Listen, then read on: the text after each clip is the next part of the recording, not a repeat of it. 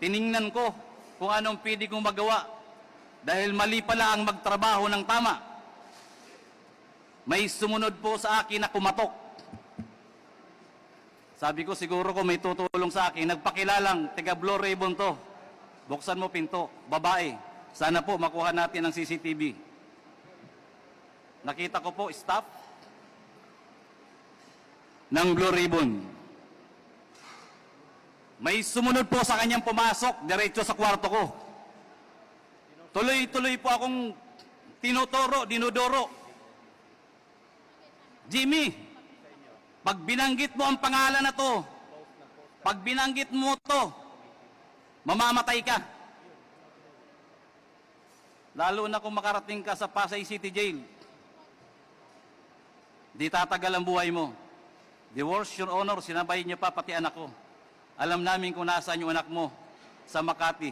Madali kidnapin yan. Your Honors, alam niyo po ba kung sino yung mga tao na ayaw niyang ipabanggit? Na halos doon pa lang gusto na ako sipain, bugbugin. Si Pulong, si Mans, si Michael Yang, at ang sabi niya pa, mga kaibigan niya ni Benny, Antiporda, magkakasama yan, hindi mo ba iisang pamilya yan? Palagi yan sa Malacanang. Official pa yan ng National Press Club. Si Michael Yang, doon ko lang din nga po nalaman. Your Honors, halos hindi ko humatansya na ang intelligence report namin ay doon palang validated na may mga trabaho si Michael Yang at ang kanyang kaibigan ng illegal na droga. Given us to link that politician. Who is that politician? Your Honor, are you referring to the Councilor Abellera, politician? No. You mentioned about a certain politician na pinilit kang i-link but you refused to link him or her. Yung mortal enemy ng Duterte, Sino po? ex-senator. Sino? Please, pakiano lang po. Si ex-senator Trillanes.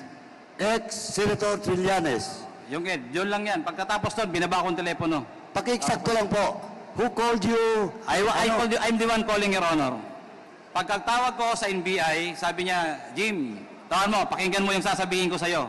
Nakakulong na po kasi ako eh. From NBI, nilipat ako sa Manila City Jail. So from Manila City Jail, nakakatawag naman doon. Tinawagan ko yung isang Deputy Director who is all you familiar with me. Deputy Director for Investigation. Sinabihan niya ako, parang minustra niya pa nga eh.